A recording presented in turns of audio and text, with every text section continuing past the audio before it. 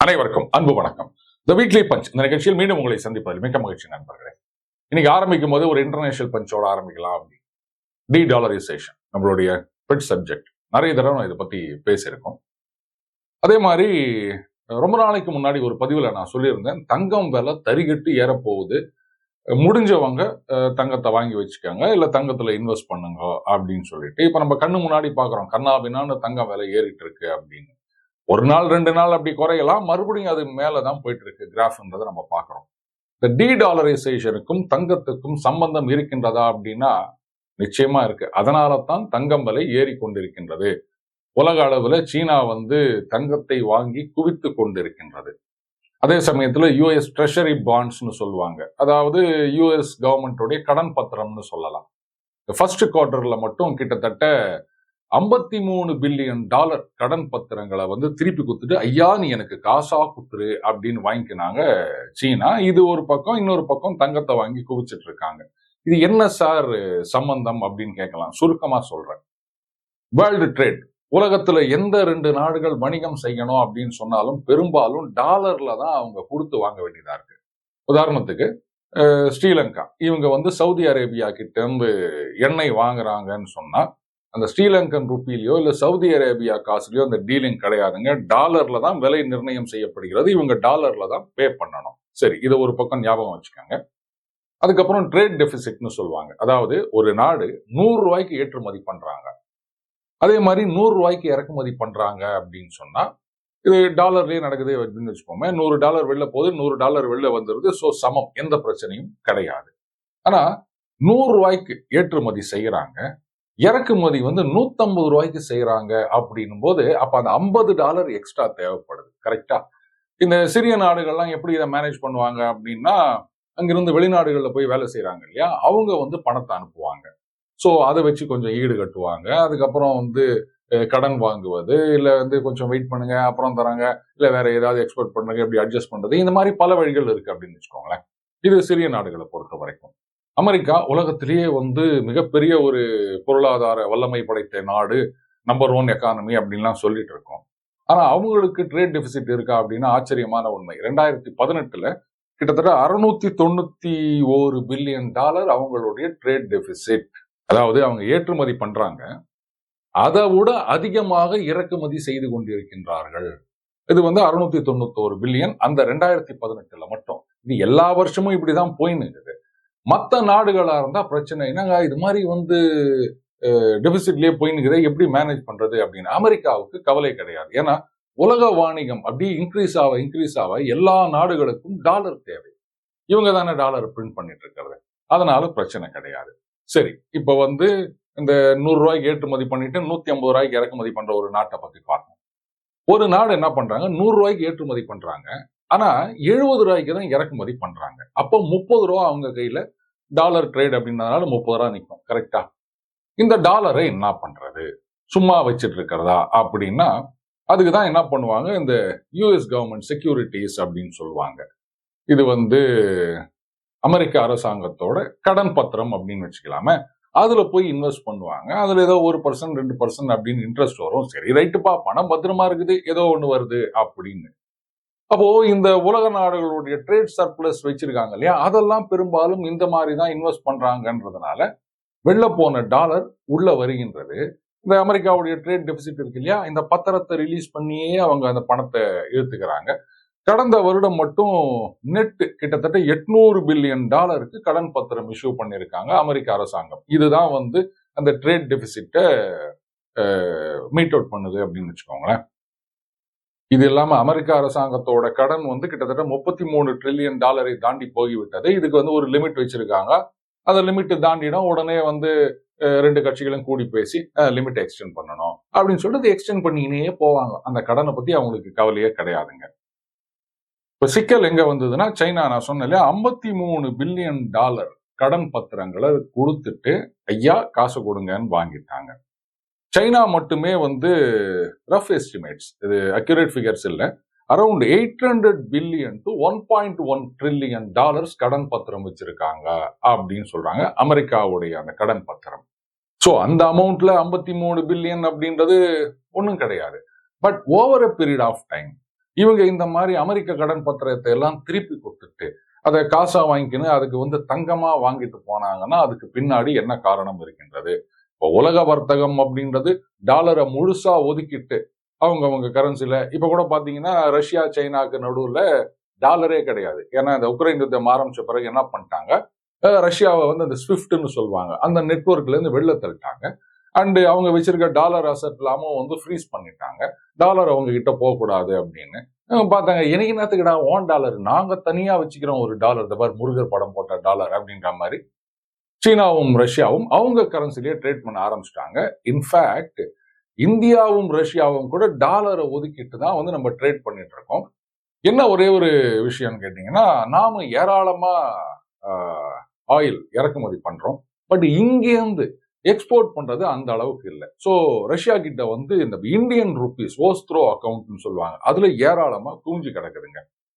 ஆச்சரியம் என்னன்னா, ஒரு காலத்துல நம்ம நாட்டுல அது ஏரோப்ளேன், இந்த ஃபைட்டர் கிராஃப்ட்ல இருந்து ஆயுதங்கள் எல்லாத்துக்கும் நம்ம ரஷ்யாவை நம்பிக்கொண்டிருந்தோம். இன்றைக்கு இந்தியாவிலிருந்து ரஷ்யாவுக்கு அம்யூனிஷன்ஸ், இந்த வெடிமருந்து, இன்னும் சில பொருட்கள், அதுக்கப்புறம் ரஷ்யன் சோல்ஜர்ஸ்க்கான காலணிகள், இதெல்லாம் இங்கேருந்து எக்ஸ்போர்ட் ஆயிட்டு இருக்கு. அண்ட் ரஷ்யா என்ன பண்றாங்க, அந்த ஏகப்பட்ட இந்தியன் ருபீஸ் குவிச்சு வச்சிருக்காங்க இல்லையா அந்த ட்ரேட் சர்ப்ளஸ்ல, அதை இந்திய கம்பெனிகள்ல இன்வெஸ்ட் பண்ணலாமா அப்படின்னு யோசிச்சுட்டு இருக்காங்க. ஸோ அவங்களும் அந்த பணத்தை சும்மா வச்சு இல்லாம ஏதாவது பிரயோஜனமா வந்துட்டு போட்டோமே அப்படின்னு இது சொல்ல போனா இந்தியாவுக்கு ஒரு அட்வான்டேஜஸ் சிச்சுவேஷன். ஸோ நம்ம என்ன வாங்குற மாதிரியும் ஆச்சு, அதை வாங்குறதெல்லாம் நம்ம என்ன பண்றோம், அப்படியே ஐரோப்பிய நாடுகளுக்கு எக்ஸ்போர்ட் பண்ணி நிற்கிறோம். விட்டா சவுதி அரேபியாவே பீட் பண்ணிடுவோம் போல இது நம்ம யூரோப்புக்கு ஆயில் எக்ஸ்போர்ட்ல. இது எல்லாமே இந்திய அரசாங்கத்துக்கு ஃபாரின் எக்ஸ்சேஞ்ச் வருகின்றது, அதுக்கப்புறம் இங்க இருக்கிற இந்திய கம்பெனிகளுக்கு லாபம் வருகின்றது, அதன் மூலமா இந்தியர்களுக்கு டிவிடன் ஷேர்ல இன்வெஸ்ட் பண்ணவங்களுக்கு இது கிடைக்குது அப்படின்னு வச்சுக்கோங்களேன். அப்போ எல்லாருக்குமே இது ஒரு வின்-வின் சிச்சுவேஷனா இருக்கு. அது மட்டும் இல்லாம இப்போ ரஷ்யா அந்த பணத்தை இங்க முதலீடு பண்றாங்க அப்படின்னு சொல்லும்போது ஜாயிண்ட் வெஞ்சர்ஸ் வரலாம். அப்போ ரஷ்ய கம்பெனிகளுடைய டெக்னாலஜி டிரான்ஸ்ஃபர் இங்க நடக்கலாம். அந்த மாதிரி தொழில் நிறுவனங்கள் எக்ஸ்பேண்ட் ஆகும்போது அதன் மூலம் வேலை வாய்ப்பு ஏராளமாக வரலாம். அண்டு ரஷ்யாவுக்கும் அந்த சும்மா வச்சிருக்கிற ரூபாயை ஏதோ உபயோகமா யூஸ் பண்ணோம், அதுல இருந்து ஏதோ ரிட்டர்ன்ஸ் வருது அப்படின்னு ஒரு சாட்டிஸ்பாக்சன் இருக்கு. ஸோ ரெண்டு சைடுக்குமே இது ப்ராஃபிட்டபிளா இருக்கு அப்படின்றத நம்ம பார்க்கிறோம். இந்த பிரிக்ஸ் கண்ட்ரீஸ்னு சொல்லுவாங்க, பிரேசில், ரஷ்யா, இந்தியா, சைனா அப்படின்னு. இப்போ இதுல நிறைய நாடுகள் இணைந்து கொண்டிருக்கின்றன. இவங்களுக்குள்ள இருக்கிற வர்த்தகம், வியாபாரம், இதை டாலர் இல்லாம செய்யலாமா? ஏன்னா ரஷ்யான்னு ஒண்ணு இருக்கிறதுனால நீங்க மற்ற நாடுகள் ரஷ்யாவோட வியாபாரம் பண்ணாங்கன்னா டாலர் தொடக்கூடாதுன்றாங்க அமெரிக்கால. ஸோ நமக்குன்னு தனியா ஒரு கரன்சி உருவாக்கலாமா, இல்ல கோல்ட பேஸா வச்சு இதை வியாபாரம் பண்ணலாமா, இல்ல இந்த கிரிப்டோ கரன்சின்னு சொல்றாங்களே, ஸோ அந்த மாதிரி ஏதாவது புதுசா கிரியேட் பண்ணலாமா அப்படின்லாம் நிறைய முயற்சிகள் நடந்து கொண்டிருக்கின்றன. அண்ட் ஒரு சில நாடுகளில் பார்த்தீங்கன்னா ரைட்டுங்க, எதுக்கு டாலரு, நம்ம கரன்சிலேயே நம்ம ஏதோ பண்ணிப்போம், இப்போ இந்தியா ரஷ்யா பண்ற மாதிரி, அந்த மாதிரியும் நிறைய நடந்துட்டு இருக்குங்க. ஸோ டாலரை கொஞ்சம் கொஞ்சமாக அப்படி ஓரங்கட்டி நிற்கிறாங்க. இது என்ன சார் அடுத்த வருஷம் அதுக்கு அடுத்த வருஷத்துல முடிஞ்சிருமா அப்படின்னா இல்லை, அவ்வளவு சுலபத்துல நடக்கிற விஷயம் கிடையாது. ஏன்னா சைனா இந்த ட்ரெஷரி பாண்ட் மட்டும் இல்லாம அவங்களுடைய அந்த ஃபாரின் ரிசர்வ்ஸ் சொல்றாங்க இல்லையா, இதெல்லாம் டாலர்ல தான் இருக்கு அப்படின்னால ஓவர் நைட் எல்லாருமே டம்ப் பண்ண ஆரம்பிச்சாங்கன்னா டாலரோட வேல்யூ ஒன்றும் இல்லாம போயிடுச்சுன்னா அப்புறம் இவங்கெல்லாம் என்ன பண்ணுவாங்க? ஸோ அந்த ஒரு ரிஸ்க்கும் இருக்கு. பட் கிராஜுவலா இது நடந்து கொண்டிருக்கின்ற நடக்க போகின்ற ஒரு விஷயம். இந்த அமெரிக்கா பார்த்துட்டு சும்மா இருக்குமா அப்படின்னா சும்மா இருக்காது. அதனால தான் அங்கங்க சீண்டி விட்டு சண்டை மூட்டி விட்டுக்கிறாங்க. ஆக்சுவலா சதாம் ஹுசேன் அவருக்கு எதிராக சண்டை ஆரம்பிச்சதுக்கு ஒரு காரணமாக சொல்லப்படுவது என்னன்னா, அவர் இனிமே நாங்க ஆயில் வைக்கும் போது டாலர் வேணாம் யூரோல வச்சுக்கலாம் அப்படின்னு ஆரம்பிச்சாரு. அதனால தான் அவர் வம்பு சண்டைக்கு எடுத்து போட்டு தள்ளிட்டாங்கன்னுவாங்க. அதே மாதிரி லிபியா அதிபர் கடாஃபி அவர் என்ன பண்ணாரு, நம்ம ஆப்பிரிக்கன் நேஷன்ஸ்லாம் ஒரு கோல்டு பேக்டு கரன்சி இல்ல வேற ஏதாவது ஸ்கீம் கொண்டு வருவோம் அப்படின்னு பேசினாருங்க. அவரையும் தீர்த்து கட்டிட்டாங்க. ஆனா இப்ப இந்த உக்ரைன்ல வார் ஆரம்பிச்ச பிறகு ரஷ்யாவையோ இல்ல சீனாவையோ நீங்க ஈராக், லிபியா மாதிரி ட்ரீட் பண்ண முடியாது. இப்ப இங்க உக்ரைன்ல ஒரு சண்டையை மூட்டி விட்டுருக்காங்க. பட் இதுக்கு என் கேம் என்ன அப்படின்னா யாருக்குமே தெரியாது. ஏதோ ஆரம்பிச்சிட்டோம், நடக்கிற வரைக்கும் நடக்கட்டும். இந்த உக்ரைன்ல எல்லா கண்ட்ரியும் அதுக்கு சப்போர்ட் பண்ணுங்க அப்படின்னு சொல்லிட்டு அந்த பணத்தை அப்படியே அமெரிக்க ஆயுத கம்பெனிகளுக்கு கொடுத்து நம்ம ஊர்ல நல்ல வேலை வாய்ப்பு, நல்ல கம்பெனிகளுக்கு எல்லாமும் இப்படி பார்த்துட்டு இருக்கலாம். இதுதான் அமெரிக்காவுடைய பாலிசி. ஆனா இது எங்க போய் முடியும்? இதுல வந்து நேட்டோ நாடுகள் சில பிரான்ஸ் எல்லாம் பாத்தீங்கன்னா நாங்க எங்க ட்ரூப்ஸ் அனுப்புவோம் ஆகும்னு ஏதோ கலாட்டா பண்ணிட்டு இருக்கிறாங்க. புட்டின் கிளீனா சொல்லிட்டாரு, அனுப்புங்க உங்க ரெகுலர் ட்ரூப்ஸா இருக்கட்டும், அதுக்கப்புறம் நாங்க என்ன பண்றதுன்னு சொல்றோம் அப்படின்னு இருக்காரு. சமீபத்துல மறுபடியும் அதிபராக பதவியேற்ற பிறகு சீனாவுக்கு தான் முதல்ல போயிருக்காரு புட்டின். அங்க பாத்தீங்கன்னா இதுவரைக்கும் இல்லாத அளவுக்கு புரோட்டோகால் படி ஆஹ், சீன தலைவர்கள் வந்து மற்ற நாட்டு தலைவர்களை கட்டி தழுவுவது அப்படின்றது கிடையாது. இங்க அதையும் பண்ணியிருக்காங்கன்னு பாக்குறோம். அதுக்கப்புறம் ஜாயிண்ட் ஸ்டேட்மெண்ட் இஷ்யூ பண்ணியிருக்காங்க. இதுல சீனா ரஷ்யா கோஆபரேஷன் அப்படின்றது ரொம்ப ரொம்ப அதிகமாகிக் கொண்டே போகின்றது. அது அமெரிக்க ஐரோப்பிய நாடுகளுக்கு சுத்தமா அறிவில்லை அப்படின்னு நினைக்கிறேன். ஓ, சீனாலேருந்து டீகப்பிள் பண்ணணும் அப்படின்னு நினைக்கிறாங்க. அதாவது சீனாவை டிபெண்ட் பண்ணி இருக்காங்க இவங்க வந்து பெரும்பாலான மேனுஃபேக்சரிங்.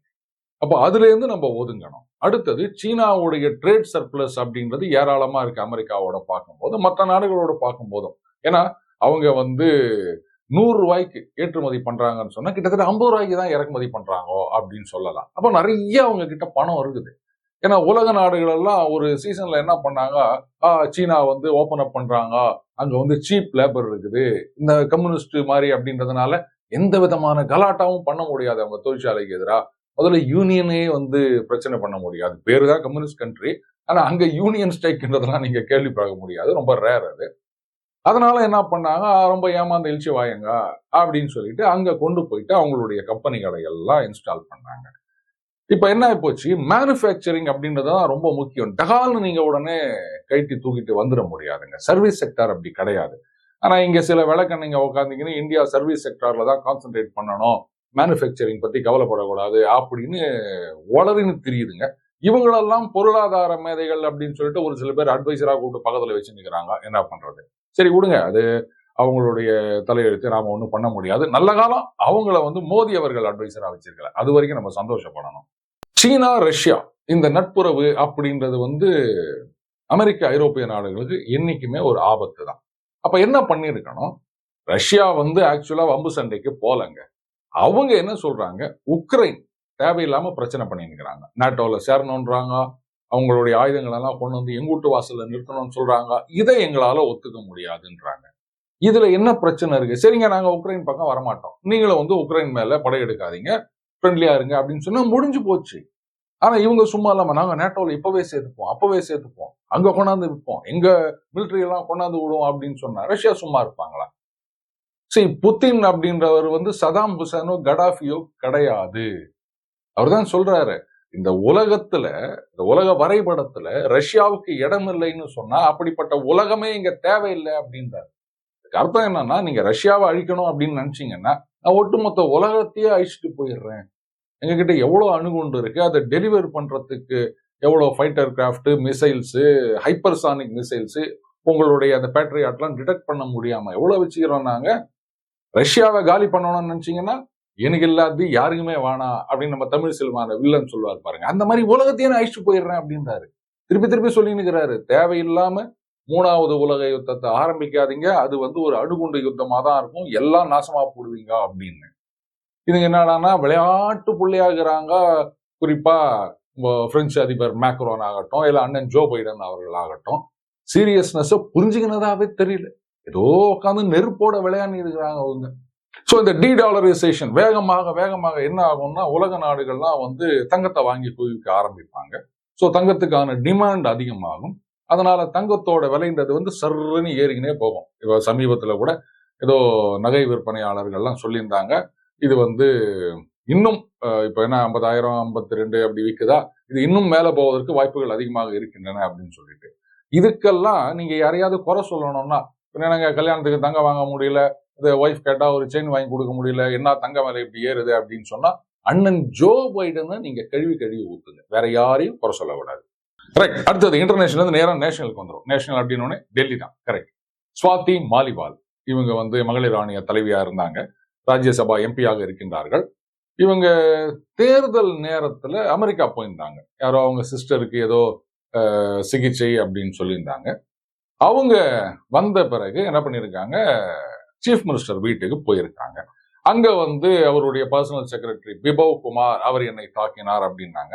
இதுல பாருங்க, முதல்ல சிஎம் வீட்ல இருந்தே 2 தடவை கால் பண்ணிருக்காங்க, அதுக்கப்புறம் ஸ்டேஷனுக்கு போயிருக்காங்க. போயிட்டு இது மாதிரி நஷ்டாங்க அப்படின்ன பிறகு மெடிக்கல் எக்ஸாமினேஷன் பண்ணணும் அப்படின்னு இருக்காங்க. அப்புறம் என்ன நினைச்சாங்களோ தெரியல, ஃபார்மலா கம்ப்ளைண்ட் லாட்ஜ் பண்ணலை. அதுக்கப்புறமா வியாழக்கிழமை தான் போயிட்டு இவங்க கம்ப்ளைண்ட் லாட்ஜ் பண்ணியிருக்காங்க. ஃப்ரைடே அன்னைக்கு போலீஸ்ல இருந்து ஃபாரன்சிக் டீம் அவங்க எல்லாம் போயிட்டு அந்த சீன் ஆஃப் கிரைம்னு சொல்லுவாங்க இல்லையா, அந்த இடத்துல போய் இன்வெஸ்டிகேட் பண்ணியிருக்காங்க. அங்க இருந்த செக்யூரிட்டி கார்ட்ஸ் அவங்க கிட்ட எல்லாம் வந்து ஸ்டேட்மெண்ட் எடுத்திருக்கிறதா சொல்றாங்க. இதுலதான் வந்து ஏகப்பட்ட குழப்பங்கள், நிறைய சஸ்பென்ஸ் எல்லாம் வேற இருக்குதுங்க. முதல்ல ஆப்பு கட்சியில இருந்து அந்த மாதிரி எதுவும் நடக்கலன்னு சொன்னாங்க. ஆனா அடுத்த நாள் சஞ்சய் சிங் அவர் வந்து ஆப்பு கட்சியில இன்னொரு முக்கியமான தலைவர்னு வச்சுக்கோங்களேன், அவர் ஒரு பிரஸ் கான்ஃபரன்ஸ் கூட்டி என்ன சொல்றாரு, ஆமா இவங்க வந்து சிஎம் பார்க்க வந்தாங்க. அப்போ அந்த பிபவ் குமார் மிஸ்பிஹேவ் பண்ணிட்டார், தப்புதான், சிஎம் நாலேஜ் இது போயிருக்குது, அவர் வந்து என்ன நடவடிக்கை எடுக்கலாம்னு யோசிச்சுக்கிறாரு அப்படின்னு. இவர் என்ன நடவடிக்கை எடுக்கிறது? இவர் வந்து சிஎம்மா இருக்காரு, ரைட்டு, ஆப்பு கட்சி கன்வீனரா இருக்காரு, ரைட்டு, இவரே கோர்ட்டு, இவரே ஜட்ஜி, இவரே இன்வெஸ்டிகேட்டர் ஆயிட்டாரா? ஒரு பெண்ணிடம் மிஸ்பிஹேவ் பண்ணிருக்காரு ஒருத்தரு அப்படின்னு ஆப்பு கட்சியே வந்து ஒத்துக்கிறாங்க அப்படின்னு சொல்லும் போது, அப்ப அதை சட்டப்பூர்வமாகத்தானே வந்து சந்திக்க வேண்டும். சிஎம் யாருங்க டிசைட் பண்றது, நடவடிக்கை எடுக்கிறதுக்கு? ஆனா அந்த பிரஸ் கான்ஃபரன்ஸ்ல இந்த கேள்வியை கேட்கறதுக்கு கூட யாருமே இல்லை. ஏங்க அப்ப அவரே வந்து கோர்ட்டும் ஆயிட்டாரா அப்படின்னு யாராவது ஒத்துராது கேட்டிருக்கணும். சரி ரைட் விடுங்க, யாரும் கேட்க மாட்டாங்க, கேட்டாலும் அவங்க பதில் சொல்ல மாட்டாங்க. இப்படி இருக்கச்சே இவங்க போலீஸ்ல கம்ப்ளைண்ட் ஃபைல் பண்றாங்க. அதுக்கப்புறம் மெடிக்கல் எக்ஸாமினேஷன் நடக்குது. அதுல வந்து இங்க ஒரு காயம் அங்க ஒரு காயம் ஏதோ சொல்லியிருக்காங்க. ஆனா எந்த அளவுக்கு கோர்ட்ல வந்து இதை நிரூபிக்க முடியும் அப்படின்றது ஒரு சந்தேகம். ஏன்னா இன்சிடென்ட் நடந்த உடனே அந்த மெடிக்கல் டெஸ்ட்ன்றது பண்ணல. அதனால இது வந்து அன்னைக்கு நடந்தது கிடையாது அப்படின்னு கூட டிஃபென்ஸ் தரப்புல இருந்து ஒரு ஆர்கியூமெண்ட் வரலாம். அண்ட் அந்த சிசிடிவி ஃபுட்டேஜ் அப்படின்னு சொல்லிட்டு ஆப்பு கட்சியில ஒரு பார்ஷியல் ஃபுட்டேஜ் தாங்க ரிலீஸ் பண்றாங்க. முதல்ல இருந்து இருந்த ஃபுட்டேஜ் காணோம். என்ன ஆச்சு அப்படின்றது தெரியல. அது இப்ப இருக்கா இல்லையா அப்படின்றதே ஒரு சந்தேகமா இருக்கின்றது. அண்ட் சுவாதி மாலிவால் அவர்கள் தரப்பிலிருந்தும் ஒரு ஏராளமான சந்தேகங்கள் வருகின்றன. எதுக்காக வந்து இவங்க 2-3 நாள் கழிச்சு, திங்கட்கிழமை நடந்ததா சொல்றாங்க, வியாழக்கிழமை தான் கம்ப்ளைண்ட் ஃபைல் பண்றாங்க, ஏன் பண்ணல அப்படின்னு. அந்த எஃப்ஐஆர்ல என்ன சொல்லியிருக்காங்கன்னா, அந்த பிபவ் குமார் இவங்க போன உடனே கேட்டாராம், நாங்க சொல்றதை கேட்டு ஏன் நீ நடக்கல அப்படின்னு கேட்டு என்னை தாக்கினார் அப்படின்னு. என்ன சொன்னாங்க, என்ன நடக்கல அப்படின்ற விஷயங்கள்லாம் இல்ல. சரி, அதெல்லாம் வந்து ரொம்ப கான்பிடென்ஷியலா இருக்கும், அதெல்லாம் நம்ம கேட்கக்கூடாது, எஃப்ஐஆர்ல இருக்கும்னு எதிர்பார்க்க முடியாது. ஆனா இப்போ ஆப்பு கட்சியில இருந்து என்ன சொல்றாங்க, பாஜகவுடைய சதி வேலை அப்படின்னு. நான் கேட்கிறேன், சரி சுவாதி மாலிவால் அவங்க வந்து கம்ப்ளைண்ட் கொடுத்துக்கிறாங்க, சிஎம் வீட்ல இருந்தே போன் பண்ணாங்க போலீஸ் கண்ட்ரோல் ரூமுக்கு, சரியா? அப்போ அவங்கள வச்சு பாஜக கேம் ஆடுதுன்னு சொன்னா ஏன் அவங்கள கட்சியை விட்டு நீக்கல? இமிடியேட்டா நீக்கிருக்கணும்ல. ஆப்பு கட்சியில வந்து ஒருத்தர கட்சியை விட்டு நீக்கிறது புதுசு கிடையாது. எத்தனையோ பேர் கட்சியில இருந்து வெளில கட்டம் கட்டி வெளில போயிருக்காங்க.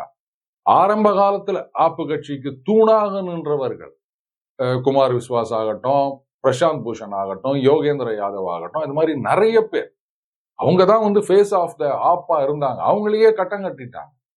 அப்படி இருக்கச்சே இவங்க பாஜகவுடைய சதி அப்படின்னா அப்ப அந்த சதிக்கு துணை போகிறது சுவாதி மாலிவால் தானே ஆகுது. ஏன் அவங்கள நீங்க கட்சியை விட்டு ஒன்னும் நீக்கல? சரிங்க, இப்ப சுவாதி மாலிவால் அவர்கள் கொடுத்த கம்ப்ளைண்ட் பொய்ன்னு சொல்றீங்களா? அப்போ உங்க கட்சியை சார்ந்த சஞ்சய் சிங் ட்வீட் கூட இல்ல, பிரஸ் கான்ஃபரன்ஸ்ல என்ன சொன்னாரு, பிபவ் குமார் மிஸ்பிஹேவ் பண்ணாரு சுவாதி மாலிவாலிடம், சொன்னாரா இல்லையா? அப்ப என்ன விதமான மிஸ்பிஹேவியர் அது? அது என்னன்னு ஒரு விளக்கம் கொடுக்கணும்ல. அட்லீஸ்ட் இவங்களாவது போலீஸ்ல போய் சொல்லிருக்கணும், ஆமாங்க அங்க வந்து மிஸ்பிஹேவியர் நடந்திருக்குது, நீங்க ஆக்ஷன் எடுக்கணும் அப்படின்னு சொல்லியிருக்கணும்ல. அப்போ சஞ்சய் சிங்கும் வந்து பாஜக ஆட்டி வைக்கிற மாதிரி ஆடுறார் அப்படின்னு அர்த்தமா? எதையாவது ஒண்ணு சொல்லணும், அப்படி திருப்பி விடணும் அப்படின்னு பார்த்துட்டு இருக்காங்க ஆப்பு கட்சியில. ஆனா இது ஒரு பெரிய பிரச்சனையாக போய் கொண்டிருக்கின்றது. நாம இன்னொரு பதிவுல சொல்லி இருந்தோம், இந்த கரப்ஷன் அப்படின்ற இஷ்யூ வந்து பெரிய அளவுல கொண்டு போனோம் பாஜக இந்த அரவிந்த் கெஜ்ரிவால் வெளில வந்த பிறகு அப்படின்னு. இன்றைக்கு ஒரு செய்தி பார்த்தேன், அதுல பிரதமர் அவர்கள் அவர் வந்து இந்த ஊழல் அப்படின்ற விஷயத்தை ஹைலைட் பண்ணி பேசியிருக்காரு. இதுக்கு முன்னாடியும் பேசி அது செய்தியில வரலையா அப்படின்றது எனக்கு தெரியலங்க. இப்போ இந்த சிச்சுவேஷன்ல பாஜகவுக்கு ஒரு பெரிய அட்வான்டேஜ் இருக்கு, அவங்க அதை யூட்டிலைஸ் பண்ணிக்கணும், அவ்வளவுதான். அதாவது இந்த புள்ளி கூட்டணி, குறிப்பா காங்கிரஸ், ஆப்பு கட்சி, இவங்க வந்து எங்கெங்கெல்லாம் பாஜகவை எதிர்த்து போட்டியிடுகின்றார்களோ அங்கெல்லாம் என்ன பண்ணணும், இந்த லிக்கர் ஸ்கேமை பத்தி பெருசா அடிச்சு விடணும், கேஸை பத்தி நிறைய பேசணும். அரவிந்த் கெஜ்ரிவால் இப்படி பண்ணிட்டார், மனிஷ் சிசோடியா அப்படி பண்ணிட்டார், அப்படி இப்படின்னு இவங்க பாட்டுக்கு அந்த கேஸை பத்தின டீட்டெயில்ஸ் நிறைய எடுத்து விடணும். பதிலுக்கு அரவிந்த் கெஜ்ரிவால் கேஸை பத்தி பேச முடியாது, பேசக்கூடாது. ஏன்னா பெயில் கண்டிஷன் சட்டப்படி தாங்க நடந்துக்க சொல்றேன். நான் சட்டத்தெல்லாம் வளைக்க சொல்லல. சட்டத்துல அந்த கண்டிஷன்ல இந்த கேஸை பத்தி பேசக்கூடாதுன்ற கட்டளை அரவிந்த் கெஜ்ரிவாலுக்கு மட்டும்தான், பாஜகவுக்கு கிடையாது. சோ இதை முழுமையா யூஸ் பண்ணிக்கணும் பாஜக. அப்போ பாக்குற மக்கள் மத்தியில இது பெயில் கண்டிஷன் அப்படின்றதெல்லாம் டக்குன்னு ஸ்ட்ரைக் ஆகாதுங்க. அவங்க பாட்டுக்கு கேஸ்ல எப்படி பண்ணிக்கிறார், அப்படி பண்ணிக்கிறார், இத்தனை கோடி ஊழல் அப்படின்னு சொல்றாங்க. இவர் வாயே திறக்க மாட்டேங்கிறாரு அரவிந்த் கெஜ்ரிவால். அதானே அவங்க முன்னால நிற்கும். இதை விட ஒரு பெரிய அட்வான்டேஜ் பாஜகவுக்கு என்ன வேணும்? அதெல்லாம் அவங்க யூஸ் பண்ணிப்பாங்களான்னு கேக்குறீங்களா? அது எனக்கு தெரியாது. மீண்டும் அடுத்த பதிவில் சந்திப்போம் நாளை திங்கட்கிழமை அன்று. வணக்கம்.